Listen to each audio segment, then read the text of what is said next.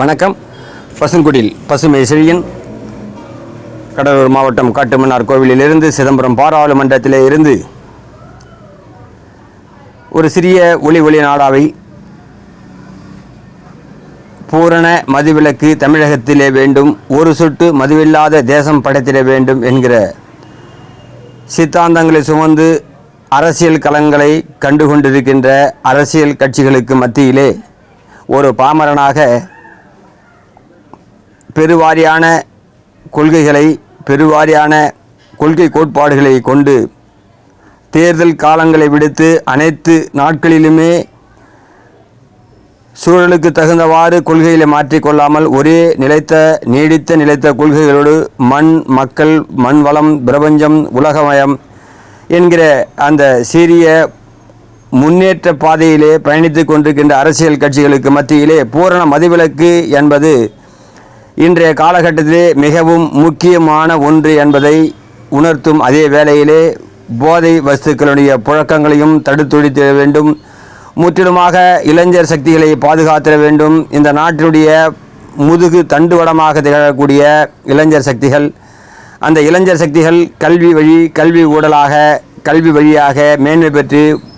அறிவுசார் பட்டயம் பெற்று இந்த நாட்டினுடைய பொருளாதார வல்லரசு தன்மையை முற்றிலுமாக உலக அரங்கிலே உச்சமாக தலை நிமிர்த்தும் விதத்திலே இளைஞர் சக்திகள், அந்த இளைஞர் சக்திகளை சீரழித்து கொண்டிருக்கின்ற இளைஞர் பருவத்திற்கும் கீழான பள்ளி மாணவ பருவங்களையும் சீரழித்து கொண்டிருக்கக்கூடிய மதுக்கு காரணமான அரசு, போதைப்பொருள் புழங்களுக்கு காரணமான சட்டத்திட்ட ஓட்டைகள் எல்லாம் இந்த நாட்டிலே மிகவும் கட்டவிழ்த்து விட்டிருக்கிறது என்று சொல்லலாம். அப்படியான ஒரு சூழலில் நாளொருவனமாக இந்த மது போதை பொருட்கள் புழக்கங்கள் அதிகமாகி கொண்டிருக்கும் அதே வேளையிலே இந்த அரசை கட்டமைக்கக்கூடிய அடிப்படை காரணிகளான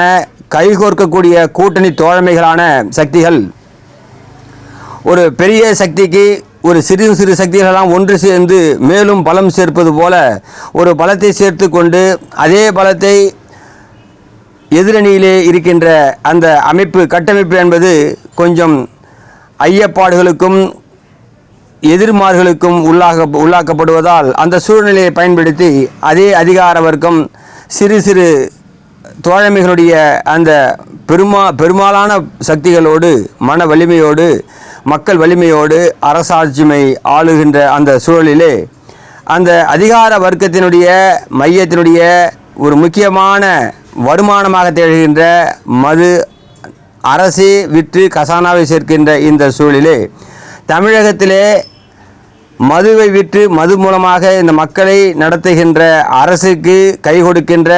தோள் கொடுத்து கொண்டிருக்கின்ற கட்சிகள், உதிரி கட்சிகள், தோழமை கட்சிகள் எல்லாம் மதுவை ஒழிக்க வேண்டும் என்கிற விதமாக அந்த மது ஒழிப்புக்கு பதிலாக அந்த மாநாட்டுடைய தன்மையை விளக்கும் அந்த போக்கிற்கு பதிலாக எதையோ துவங்கினோம், எதையோ சொன்னோம், எதையோ முடித்தோம் என்கிற விதமாக நேற்றைய தினம் நடந்து முடிந்த அந்த மது ஒழிப்பு மாநாடு என்பது பெருவாரியான தமிழ் மனதிலே முகச்சிலுவை ஏற்படுத்தி இருக்கிறது. மதுவுக்கு எதிரான ஒரு போர் என்ற ஒரு அறைகோல் விடுத்த அன்று இருந்த அந்த வேகம், அந்த தாகம், அந்த மக்கள் மனதிலே இருந்த அந்த கிளர்ச்சி என்பது போக போக அந்த மாநாட்டை ஒட்டி எடுத்த நடவடிக்கைகள், அந்த மாநாட்டினை ஒட்டி கொடுக்கப்பட்ட அறிக்கைகள், அந்த மாநாட்டிலே யார் கலந்து கொள்ள வேண்டும் என்கிற தன்மைகள், இந்த மாநாட்டிலே யார் கலந்து கொள்ளக்கூடாது என்கிற அந்த விதிவிலக்குகள், அதுக்கான எல்லைகள் போன்ற அந்த தகுதிகள் எல்லாம் உருமாறி, திசை மாறி, ரகம் மாறி இறுதியிலே இது ஒரு மத்திய அரசுக்கு எதிரான ஒரு ஆர்ப்பாட்ட களமாக மாறி போன மது ஒழிப்பு மாநாடு. இந்த மது ஒழிப்பு மாநாடு என்பது மாநிலத்தை நோக்கி, மாநில அரசுகளை நோக்கி,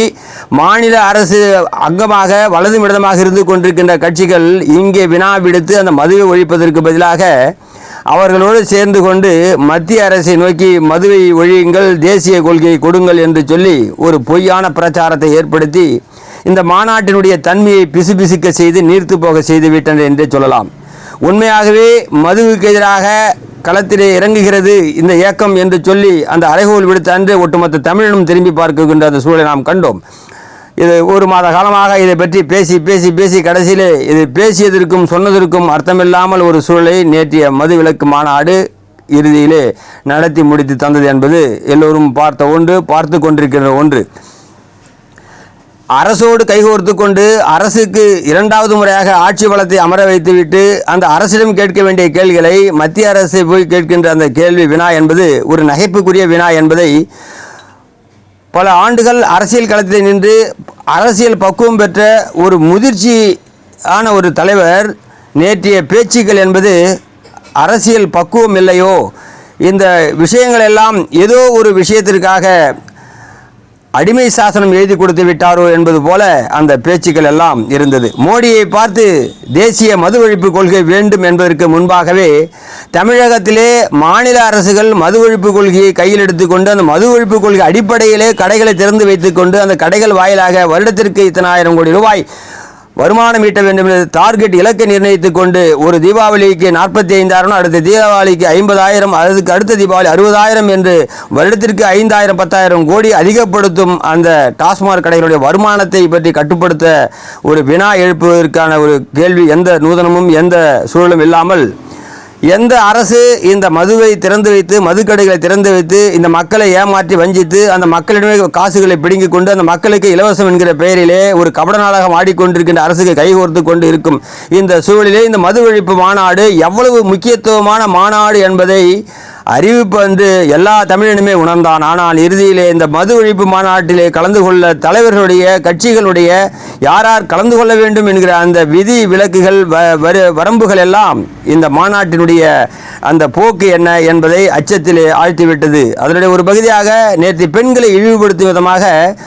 பொட்டுத்தாலி கட்டிய பெண்கள் என்று பெண் குலத்தை மீண்டும் மீண்டும் அதை ஒரு கேளிக்கை பொருளாக ஆக்கும் விதமாக ஒரு அரசியல் தலைவர் பேசுவது என்பது ஏற்றுக்கொள்ள முடியாத ஒன்று. பொட்டுத்தாலி கட்டி பழக்கங்கள் ஒரு காலத்தில் இருந்திருக்கலாம். ஆனால் இப்பொழுது அந்த பொட்டுத்தாலியை மாற்றி கட்ட வேண்டும் என்று சொன்னால் அந்த தாலியை ஒரு பெண்ணுக்கு தானே கட்ட வேண்டும் என்று சொல்லுகின்ற அந்த கூற்று என்பது மீண்டும் மீண்டும் இந்த பெண்களை அடிமையாகவே மீண்டும் மீண்டும் இந்த அடிமைகளை ஒரு கேளிக்கை பொருளாகவே மீண்டும் மீண்டும் இந்த அடிமைகளை இந்த பெண்களை ஒரு அபாயகரமான ஒரு சூழலுக்கு தள்ளும் விதமாகவே அந்த பேச்சு அமைந்திருக்கிற நாம் செவிமடுத்தோம். முழுவதுமாக கேட்கவில்லை என்றாலும் ஓரிரு வார்த்தைகளை கேட்கின்ற பொழுது மத்திய அரசுடைய நாராயணகுரு சேவக் கமிட்டி என்ற இந்த கமிட்டிகள் எல்லாம் அப்பொழுது மது ஒழிப்புக்கு எதிராக மத்தியிலே குரல் கொடுத்தன. ஆனால் இதெல்லாம் காலப்போக்கிலே எதிர்ப்புகள் மாநில கிளம்பியதால் நீர்த்து போயின. ஆனால் நாங்கள் இப்போ ஒழிக்கின்றோம் என்று சொல்லி மத்திய அரசை பார்த்து கேட்கின்ற அந்த கேள்வியும் அந்த திசையும் அந்த கேள்வி அந்த விரலையும் விடுத்துவிட்டு மாநில அரசோடு கைகோத்திருக்கின்ற இந்த வேளையிலே முதலமைச்சரை பார்த்து கேட்க வேண்டிய கேள்விகளையும் தன்னோடு சக அமைச்சர்கள் அமர்ந்து கொண்டிருக்கும் அந்த மேடையிலே அந்த அமைச்சர்களை பார்த்து கேட்க வேண்டிய கேள்விகளையும், ஐயா இந்த வருடம் ஒரு 500 கடைகளை மூடி தருவீரா, அடுத்த வருடம் ஒரு 500 கடைகளை மூடி தருவீரா, படிப்படியாக இந்த மதுவை ஒழிப்பீரா என்று கேட்பதற்கு பதிலாக மோடி அரசே மத்திய அரசே அமித்ஷாவே நீங்கள் எல்லாம் தேசிய கொள்கையை கொண்டு வாருங்கள், இந்தியா முழுவதும் நீங்கள் மதுவை ஒழியுங்கள் என்று அந்த ஒட்டுமொத்தமான ஒரு கொள்கையை மாநில கொள்கையை கையில் எடுக்க சொல்லி மத்திய அரசுக்கு வலியுறுத்தியிருக்கிறீர்கள். ஒரு விதத்தில் இது பாராட்ட வேண்டியது என்று சொன்னால் நீங்கள் கொடுத்த இந்த குரல் ஒலித்த இந்த குரல் மாநில அரசுகளை கடந்து மத்திய அரசு நிச்சயமாக தேசிய மது கொள்கையை கொண்டு வரும் மாற்று கருத்து என்பதை நாம் உணர்கிறோம். ஏனென்று சொன்னால் 3வது முறையாக ஆட்சி பீடம் ஏறியிருக்கிற நரேந்திர மோடி அவர்கள் தேசிய மது ஒழிப்பு கொள்கை கொண்டு வருவதில் ஒன்றும் மிக ஒரு பெரிய ஒரு சிக்கல் இருந்து விடாது, அது ஒரு மிகப்பெரிய எவரெஸ்ட் சிகரமும் அல்ல அவர் ஏறுவதற்கு, இது ஒரு கண பொழுதிலே கொண்டு வந்து விட முடியும். ஆனால் மாநிலங்களுடைய கூக்குரலை மாநிலங்களுடைய வருவாயினங்களுடைய ஓலக்குரலை அவர் எப்படி எதிர்கொள்வது என்கிற அந்த ஒரு சிந்தனையோடு தான் இத்தனை காலங்கள் கடந்திருக்கின்றன. அது வேண்டுமானால் காங்கிரஸ் ஆட்சி காலத்திலே வேண்டுமானால் அப்படியான சூழல் இருந்திருக்கலாம். ஆனால் மோடி ஆட்சி காலத்தில் 3வது முறையாக ஆட்சி அறிக்கின்ற மோடி அவர்கள் எத்தனையோ மசோதாக்களை பாராளுமன்றம் நிறைவேற்றி இருக்கிறார் என்பது உங்களுக்கு தெரியும். அது கல்விக் கொள்கையாக இருந்தாலும் மது கொள்கையாக இருந்தாலும் இதுவும் இந்த பாராளுமன்றத்திலே விரைவாக கொண்டு வந்து ஏற்றப்படும் என்பதே மாற்று கருத்தில் என்று சொன்னால் மத்திய அரசை இப்பொழுதுதான் மாநில அரசு வலியுறுத்தும் விதமாக கூட்டணியில் இருந்து கொண்டு ஆளும் கட்சிக்கு எதிராகவே நீங்கள் மத்திய அரசை நோக்கி மத்திய அரசு தேசிய மது ஒழிப்பு கொள்கையை கொண்டு வர வேண்டும் என்று நீங்கள் அந்த குரலை எழுப்பியிருக்கின்றீர்கள். இந்த குரலை எல்லோருமே வரவேற்கின்றார்கள். இதை பாட்டாளி மக்கள் கட்சி ஏற்கனவே தேசிய மது ஒழிப்பு கொள்கை வேண்டும் என்று மத்திய அரசிடம் வலியுறுத்தி இருக்கிறது. இது சம்பந்தமாக பாராளுமன்ற அவையிலும் பேசியிருக்கிறது. நிச்சயமாக மருத்துவர் அன்புமணி ராமதாஸ் அவர்கள் இந்த விஷயமாக ஏற்கனவே பாராளுமன்ற அவையிலே பேசிய அதே குரலினுடைய ஒரு ஒலியாகத்தான் உங்களுடைய நேற்றைய அந்த குரல் ஒலி இருந்திருக்கிறது. நீங்கள் தமிழகத்திலே மாநில அரசோடு கைகோர்த்து கொண்டு மாநில அரசை அழைத்து அமர வைத்துவிட்டு நீங்கள் மாநில அரசுகளை கேட்க வேண்டிய கேள்விகள் ஒன்றுமே இல்லாமல் போய்விட்டது. நேற்றைய தினம் அதே இடத்திலே மத்திய அரசை நோக்கி கேள்வி கேட்கிறீர்கள், மோடியை பார்த்து கேள்வி கேட்கிறீர்கள், அமித்ஷாவை பார்த்து கேள்வி கேட்கிறீர்கள், தமிழிசை சவுந்தரராஜன் அவர்களை பார்த்து ஒரு பெண் என்றும் பாராமல் அக்கா உங்களை போல் நானும் குடிப்பதில்லை என்று சொல்லுகிறீர்கள். எங்கேயோ எதையோ சேர்ந்த விமர்சனங்களை எல்லாம் ஒரு பொருட்டாக எடுத்துக்கொண்டு அதை ஒரு பெண்ணுக்கு விளக்கம் தருவதாக நினைத்துக்கொண்டு அந்த ஒரு பெண் என்று கூட பாராது தலைவர் தமிழிசை சவுந்தரராஜன் அவர்களை உங்களைப் போலதான் நானும் குடிப்பதில்லை என்று சொல்லுகின்ற கூற்று என்பது அது ஒரு நாகரிகமான கூற்றாக எமக்கு படவில்லை. நிச்சயமாக உங்கள் பேச்சிலே நீங்கள் மேடையிலே கூட்டத்தை காணுகின்ற போது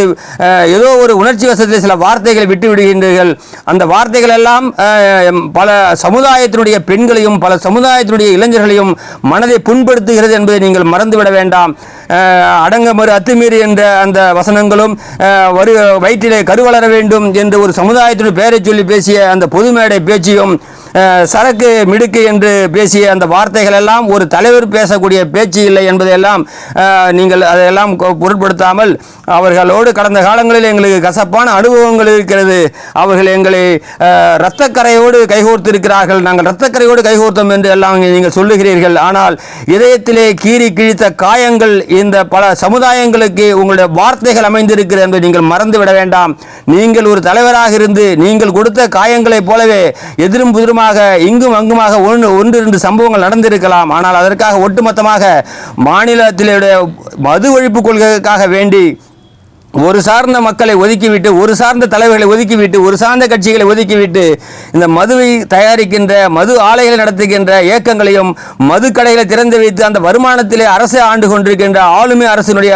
மக்கள் பிரதிகளையும் அழைத்து வந்து மேடலை ஏற்றிவிட்டு அங்கே நீங்கள் வந்து வசைபாடி இருக்கிறீர்கள். மத்திய அரசை நோக்கி இந்தியாவை நோக்கி கேள்வி கேட்டிருக்கிறீர்கள். இதே அறிக்கையை நீங்கள்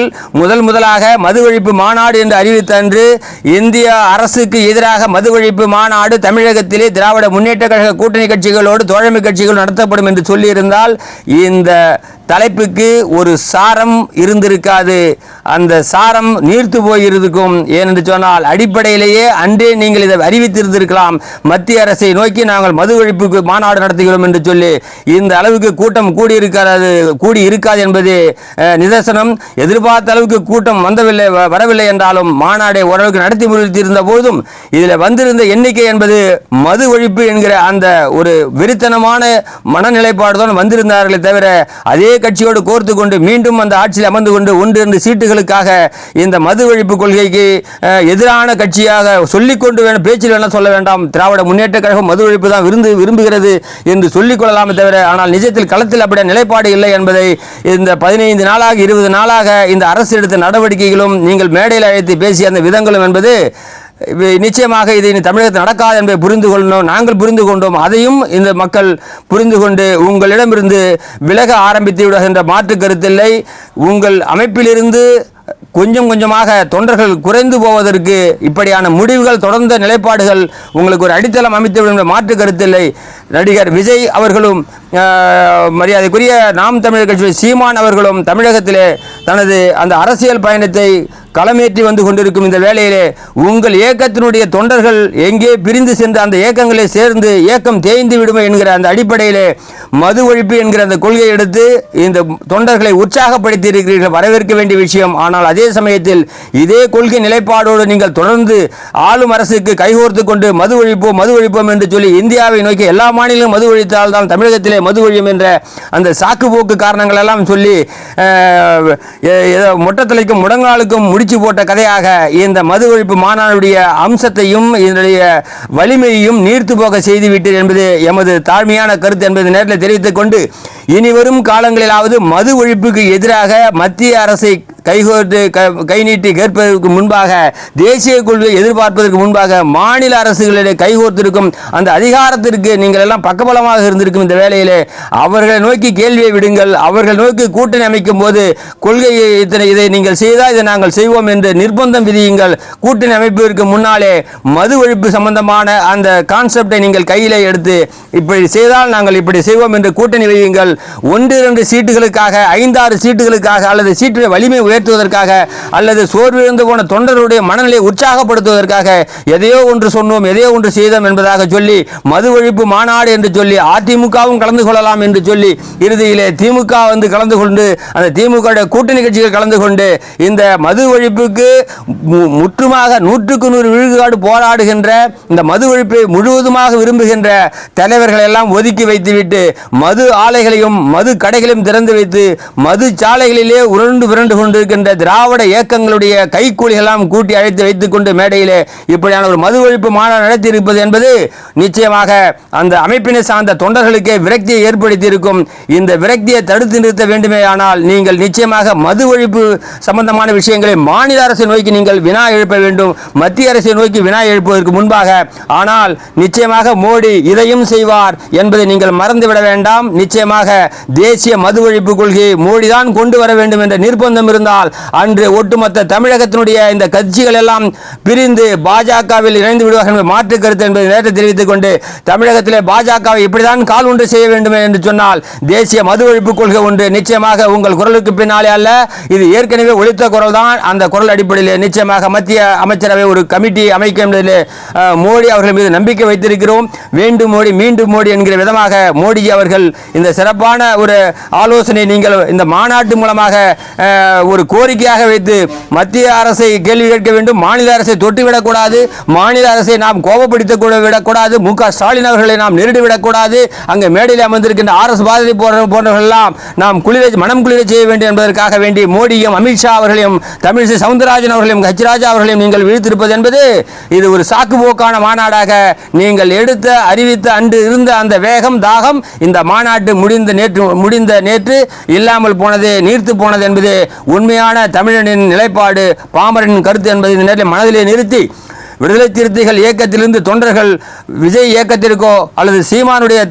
நாம் தமிழர் இயக்கத்திற்கோ அல்லது பாரதிய ஜனதா கட்சியை நோக்கியோ புரண்டு விடாமல் அவர்கள் எல்லாம் பிரிந்து சென்று விடாமல் இயக்கத்தை காக்க வேண்டுமேயானால் இந்த மது ஒழிப்பு மாநாடு என்பது அது நீர்த்து போனதோ அல்லது வெற்றி பெற்றதோ அதையெல்லாம் ஒருபுறம் இருந்தாலும் இனி வரும் காலங்களிலாவது 2026 நீங்கள் இந்த ஒரு நல்ல முடிவு எடுக்க வேண்டும். உங்களுக்காக 15 நாட்களாக பெரிய தலைவர்கள் மற்ற தலைவர்கள் பாஜக உட்பட பாமக உட்பட திருமாவளவன் துணை முதல்வர் அமைச்சராக வேண்டும், தலித் பட்டியலினத்த மக்களுக்கு ஆட்சியில் அதிகாரத்தில் பங்கு இருக்க வேண்டும் என்றெல்லாம் குரல் கொடுத்து கொண்டுதான் இருந்தார்கள். ஆனால் நீங்கள் எப்பொழுதும் ஆளும் கட்சிக்கு கொஞ்சமும்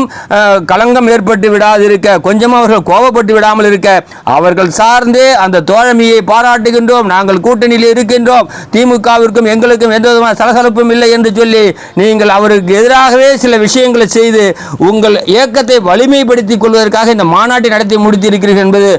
நிதர்சனமான உண்மை. அதை உண்மையாக தக்க வைத்துக் கொள்ள வேண்டுமே ஆனால் இனிவரும் காலங்களிலாவது மது ஒழிப்பு சம்பந்தமான அந்த விஷயத்திலே நீங்கள் இந்த தமிழக மக்களுக்காக முடிவெடுக்க வேண்டும். மாநில அரசை மனதிலே வைத்துக்கொண்டு திராவிட கட்சி திமுகவை மனதிலே வைத்துக்கொண்டு அதிமுக மனதிலே வைத்துக்கொண்டு நீங்கள் எந்த நிலைப்பாட்டையும் எடுக்கக்கூடாது என்பதை மாற்று கருத்தில்லை. ஒரு துணை முதலமைச்சராக வேண்டும் என்கிற கருத்தை பட்டியலினத்தில் ஆக முடியாது என்று நீங்கள் சொன்ன போதும் கூட அதை மறுத்து பேசிய தலைவர்கள் எல்லாம் உங்கள் மீது வைத்திருந்த அந்த நம்பிக்கை, இந்த அமைப்பின் மீது பட்டியலினத்தின் மீது கொண்டிருந்த அந்த அன்பையும் பாசத்தையும் நேசத்தையும் குறிக்கும் மாற்று கருத்தில்லை. அதை நீங்கள் தடுத்து நிறுத்துகிறீர்களோ என்கிற ஐயம்தான் எமக்கு எழுகிறது. ஒரு மாநிலத்தினுடைய துணை முதலமைச்சராகவோ ஆகக்கூடிய ஒரு சகோதர சமுதாயத்தினுடைய ஆதித்தமிழனுடைய அந்த வாய்ப்பை நீங்கள் எங்கேயோ தடுத்து நிறுத்துகிறீர்களோ என்ற ஐயம்தான் இந்த தமிழனுக்கு இன்று உருவாகி கொண்டிருக்கிறது. அந்த ஐயம் அங்கே நீங்கள் கட்டமைத்திருக்கின்ற அந்த இயக்கத்துடைய தொண்டர்களுக்கு வந்துவிடக்கூடாது என்று சொன்னால் விஜய் கட்சி ஆரம்பித்திருக்கின்ற இந்த நேரத்திலே விஜய் சீமானுடைய அந்த அரசியல் செல்வாக்கு உயர்ந்து கொண்டிருக்கும் இந்த வேளையிலே பாரதிய ஜனதா கட்சி தமிழகத்திலே 40 தொகுதியிலேயும் பெருவாரியான வாக்குகளை பெற்று மையப்படுத்தி கொண்டிருக்கின்ற இந்த வேளையிலே எழுச்சி பயணம் என் மக்கள் பயணத்தை நடத்தி முடித்திருக்கின்ற மாநில தலைவர் அண்ணாமலை அவர்களுடைய கரங்களை வலுப்படுத்துகின்ற விதமாக இந்த மக்கள் எல்லாம் உங்களிடமிருந்து பிரிந்து சென்று விடுவார்கள் என்ற மாற்று கருத்தில்லை. நீங்கள் கொள்கையை சொல்லிக்கொண்டு திமுகவுக்கும் மது ஒழிப்பு கொள்கையிலே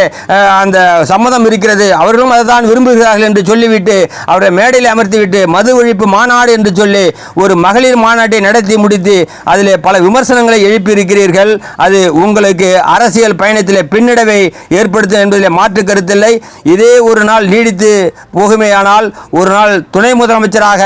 நீங்கள் ஆகிறீர்களோ இல்லையோ ஒரு பட்டியலத்தை சார்ந்தவரை துணை முதலமைச்சராக ஆக்கிதான் அழகு பார்ப்பார்கள். இந்த மது ஒழிப்பிலே பூர்ணமாக ஈடுபாடோடு பயணித்துக் கொண்டிருக்கின்ற எண்ணற்ற பல இயக்கங்கள், அதே போல தலைவர்களும் கூட நிச்சயமாக பட்டியலின மக்களுக்கான அந்த சமூக நீதி என்பது இங்கு இந்த அமைப்பிலே இந்த ஆட்சியிலே இல்லை என்ற போதும் ஒரு துணை முதலமைச்சராக ஆகக்கூடிய ஒரு சூழலை ஒரு பட்டியலினத்துக்கு தர முடியவில்லை என்ற போதும் இந்த வாய்ப்புகளை 2026 அமையவிருக்கின்ற அந்த கூட்டணி அமைத்து காட்டும் மாற்று கருத்தில்லை. நீங்கள் அதற்குள் உங்களுடைய முடிவுகளை திறம்பட ஆய்ந்தறிந்து நீங்கள் அதற்கு சரியான முடிவை கண்டீர்களானால் நிச்சயமாக ஒரு மாற்றம் பிறக்கும். நிச்சயமாக ஒரு பட்டியலினத்தை சார்ந்தவர்கள் அதிகாரத்திலே பங்கெடுத்து கூட்டணி ஆட்சியிலே பங்கெடுத்து ஒரு சிறப்பான தமிழகத்தை காண முடியும். இல்லை என்று சொன்னால் காலாகாலத்திற்கும் ஒரு சாக்குப்போக்கான ஒரு கூட்டணியும் சாக்குப்போக்கான ஒரு மது ஒழிப்பு மாநாடு நடத்தி கொண்டே இருந்தீர்களானால் உங்களிடம் இந்த தொண்டர்கள் எல்லாம் சிதறி 4 திசைக்கும் சென்று விடுவார்கள். வலுவிழந்து இறுதியாக 2-3 சீட்டுக்குமாக இருக்கின்ற சூழலும் அதே போல தமிழகத்திலே 2 முறை ஆட்சி அமைந்த திராவிட முன்னேற்ற கழகம் 2026 மண்ணை கவும் என்பதில் மாற்று கருத்தில்லை. அவரோடு நீங்கள் தொடர்ந்து கூட்டணி அமைத்திருந்து கூட்டணி வைத்துக் கொண்டு நீங்கள் இதை மது ஒழிக்கிறோம் என்று சொல்லிக் கொண்டிருந்தால் நிச்சயமாக 2 சீட்டுகளும் 5 சீட்டுகளும் பெற்றாலும் கூட 5க்கு 5 வெற்றி பெறாமல் போய்விடும் என்ற மாற்று கருத்து இருந்தால் 2 முறை ஆட்சியிலே இருந்த திராவிட முன்னேற்ற கழகம் அடுத்த முறையாக நிச்சயமாக தோல்வியை தழுவும் என்பதை மாற்று கருத்து மக்கள் அப்படித்தான் மாற்றி புரட்டி போடுவார்கள் என்பதும் கடந்த கால அரசியல் வரலாறு இருக்கின்றன. அதனாலே இந்த மது ஒழிப்பு மாநாடு என்கிற பெயரிலே நேற்று நடத்திய இந்த மது ஒழிப்பு மாநாடு இருந்த அந்த வலிமை வேகம் தாகம் தமிழன் மத்தியிலே என்று நீங்கள் அதிமுகவும் கலந்து கொள்ளலாம் இவரவர்கள் கலந்து கொள்ளக்கூடாது என்று முதலாக ஒரு அறிவிப்பு விடுத்தாரோ அன்று நாங்கள் எல்லாம் பெரும் உற்சாகத்தோடு பெரும் எதிர்பார்ப்போடு காத்திருந்தோம். நீங்கள் ஒரு வலுவான சூழலை அமைப்பீர்கள் என்று எதிர்பார்த்திருந்தோம். ஆனால் அதெல்லாம் பிசுபிசுத்து போனது, அத்திப்பூவாக பூத்து போனது, காணல் நீராக மறைந்து போனது. நன்றி, வணக்கம். பசுங்குடில் பசுமை செழி.